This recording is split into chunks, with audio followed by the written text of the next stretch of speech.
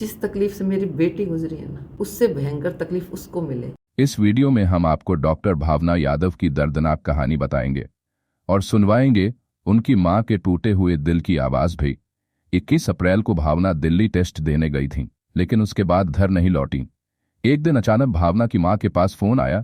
किसी अनजान शख्स ने कहा, आपकी बेटी जल रही है, वह अस्पताल में भर्ती है।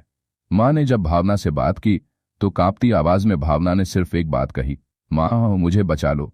इस दर्द भरी पुकार के बाद भावना को गंभीर हालत में हिसार और फिर जयपुर के एसएमएस अस्पताल ले जाया गया। लेकिन 24 अप्रैल की रात इलाज के दौरान भावना ने दम तोड़ दिया। भावना ने फिलीपींस से एमबीबीएस की पढ़ाई की थी और घर से ही आगे की पढ़ाई कर रही थी।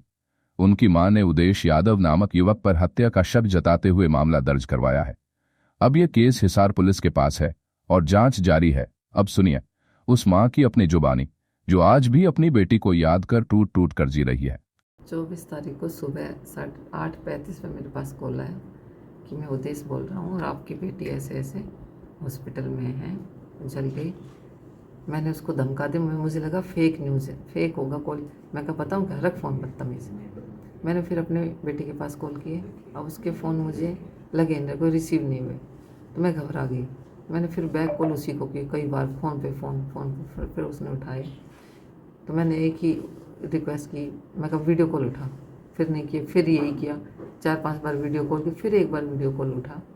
तो उस वीडियो कॉल में कुछ सेकंड की क्लिप दिखाई उसको, वहाँ वो भी किसी नर्स के हाथ में। बेटी करवट सी लेके लेटी हुई थी और पूरी बर्न थी और विदाउट एनी क्लॉथ। तो उस समय मैं उसको देख के एकदम से सडनली शॉक में चली गई। स्कूल में थी, यही समझ में नहीं आ रही थी मैं अब करूँ क्या। मैं अपने स्टाफ मेंबर को लेके फिर गुड़िया के चाचा को बुलाया और मैं वहाँ गाड़ी लेके हिसार के लिए निकल गई। रास्ते में उसका फिर मैसेज कॉल आया कि आधार कार्ड वगैरह भेजो। मैंने उसके, मेरे बेटी के जो भी डॉक्यूमेंट थे सारे फ़ोन पे सेंड कर देगी कि इसके वो ना। वहाँ हम लगभग पहुँचे होंगे 12 साढ़े 12 के आसपास। तो बेटी की स्थिति देख के सब दिन ये कि मैं क्या कहूँ, क्या स्थिति थी उसकी। वरना वो ढंग से नहीं बोल पा रहे थे, बस इतना, मम्मी बचा लो और आपकी बेटी को कर दिया कुछ ऐसा टुकड़ों में। वहाँ ना कोई डॉक्टर मिला, बोला आधे घंटे में आएगा, 1 घंटे में आएगा ओटी में। हम लगभग 3 बज गए, लेकिन डॉक्टर मिला। हम रेफ़र करवा के उसको जयपुर के लिए रेफ़र करा लिया। ना पुलिस थाने में कोई आया मिलने।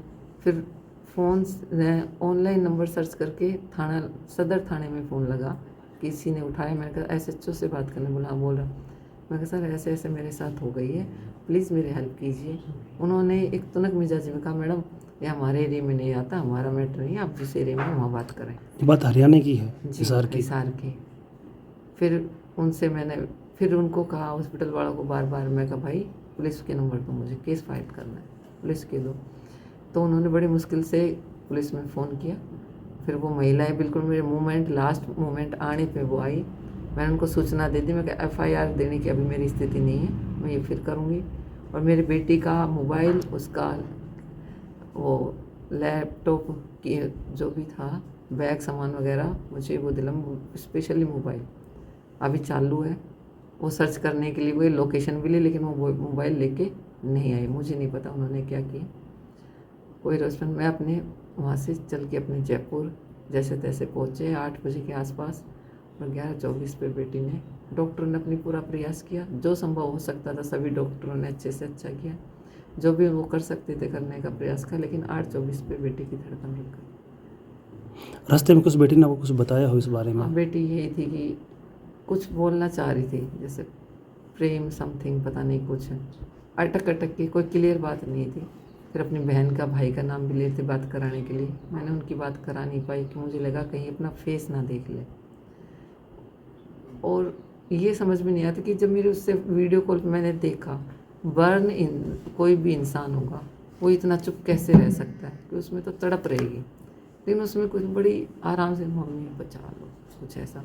लेकिन कोई जितना बहुत ज़्यादा पेन में हो, तकलीफ में, ऐसा बिल्कुल नहीं लगा, जबकि पूरी बर्न थी 80%। आपकी घटना वाले दिन 24 तारीख की बात बता रहे हो? हाँ। कितने बजे आपके पास फ़ोन आया था? किसका फ़ोन आया था? क्या बात हुई थी? 8:35 पे और कोई उद्देश्य बोल रहा हूँ और आपकी बेटी हॉस्पिटल में जल गई, इस टाइप का फ़ोन आया था। क्या वो अपने नॉन है, जानते हैं, कोई संपर्क में है पहले वो? तो उस समय तो मुझे नहीं पता था, लेकिन आजकल में मुझे थोड़ा सा उसका एहसास हुआ है कि हमारे पड़ोस की रिश्तेदारी का है। हम्म, हालांकि मैंने आज तक उस लड़के को देखा नहीं है बाई फेस। हम्म। आपको कहीं शरीर पे बिटिया के दिखे हो कोई घाव यहाँ वगैरह तो ऐसा? नहीं पता चला क्योंकि यहाँ बैंडेड वगैरह करी हुई थी, लेकिन जब एसएमएस हॉस्पिटल में गए तो वहाँ किसी डॉक्टर ने बताया बाद में कि मैडम इस पे तो कट लगे हुए हैं। कितने कट के निशान थे? पेट पे कट बता रहे थे, 2 ऐसे और 2 अलग से, हम्म। 4 कट ऐसे। अब किस चीज़ के थे, क्या थे, मुझे नहीं पता।